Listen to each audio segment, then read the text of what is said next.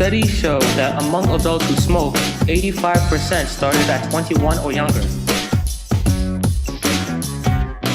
Severe addictions to drugs can easily develop during youth.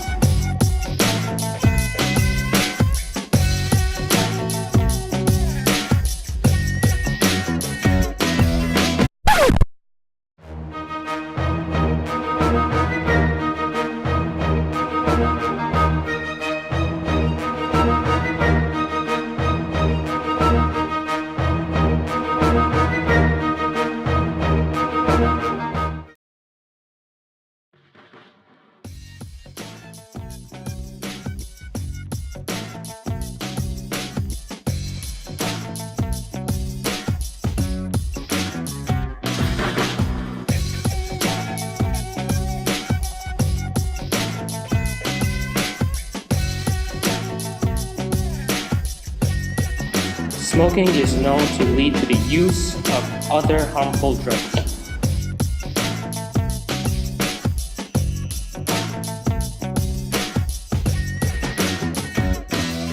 Studies show that the number one reason for drug consumption among teens is peer pressure. They want to be accepted.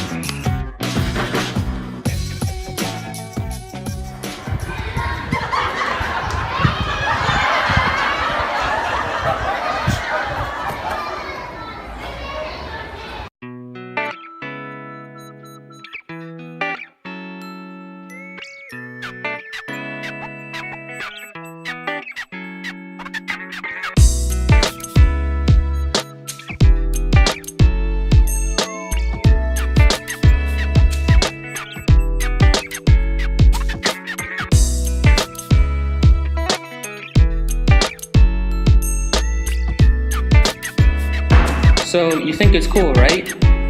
Well, we caught up with our student doctors to find out why smoking ain't that cool. Guys, I know you like smoking, but did you know smoking has a bad effect on the lungs?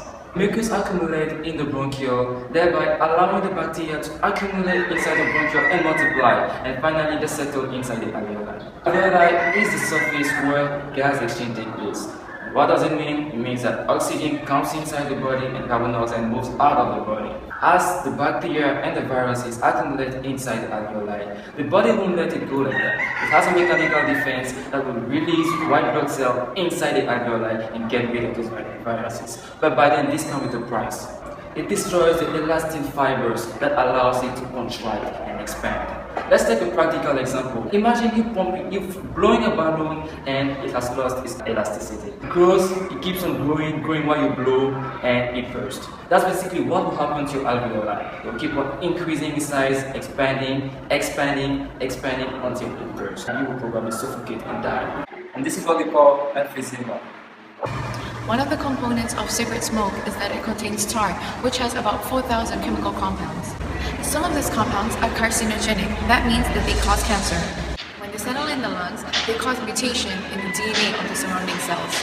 As a result of the mutation, the cells do not perform their regular functions and begin to multiply uncontrollably. A mass of these abnormal cells develop, called a tumor. These abnormal cells can spread out throughout the body and cause tumors to develop at various places. Normal cells around the body can no longer function properly. This is called cancer.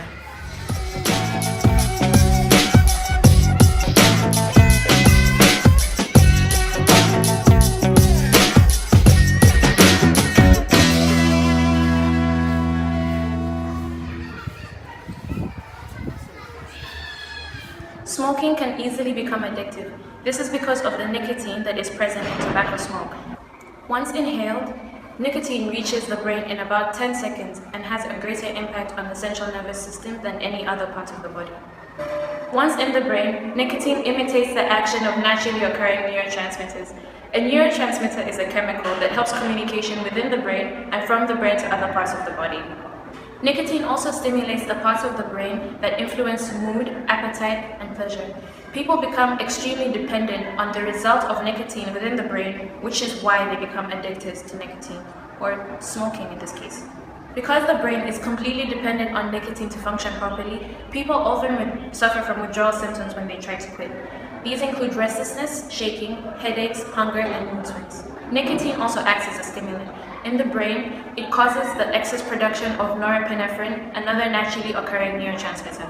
Norepinephrine is responsible for the part of the brain that deals with the heart, and so excess of norepinephrine in the brain results in high blood pressure, high heart rate, and increased rates of respiration.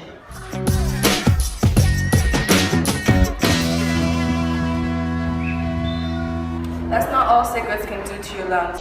Tar and cigarette smoke causes the mucous glands to enlarge and secrete more mucus. It also inhibits the action of cilia that clean the lung airways. Since cilia cannot get rid of the mucus accumulates in the bronchioles and the airways. Dirt, bacteria, and viruses collect in the mucus and block the bronchioles. This stimulates smoker's cough, which is an attempt to move the mucus up the airways. As mucus continues to accumulate in the lungs, it damages tissues and causes the muscle around bronchioles to weaken, making breathing difficult. Dirt and bacteria cause the linings of the lungs to become inflamed, making breathing even harder. Sufferers have a severe cough producing phlegm, which is a mixture of mucus, bacteria, and some white blood cells. This whole condition is called chronic bronchitis. Nicotine in tobacco smoke is a stimulant, and what that does is that it causes your heart to beat faster. This can create high blood pressure or hypertension. With this high blood pressure, the inner side of the blood vessel becomes damaged. Nicotine also makes it very easy for platelets within your blood to stick together. Platelets begin to stick together within the bloodstream, among other things, causing what we call an atheroma to build up, which is composed of fat, platelets, dead muscle cells, and cholesterol. This combination begins to push inward into the blood vessel, and it creates what we call a clot. This clot stops the blood from flowing around your body. This can lead to a heart attack. But that's not all it can do. This clot can form anywhere in your body. Let's take your brain, for example. If the clot forms here, it can completely block blood from flowing. This can cause the artery to expand and eventually burst. We call it a hemorrhage. With this hemorrhage occurring, blood cannot reach certain cells of the brain that need it. Therefore, these cells die. When this happens, you can have a stroke. As a result, you can have a memory loss, you can lose control of part of your body, or it can even cause death. One of the components of cigarette smoke is carbon monoxide. Carbon monoxide not only damages your blood vessels, it also replaces oxygen within your blood.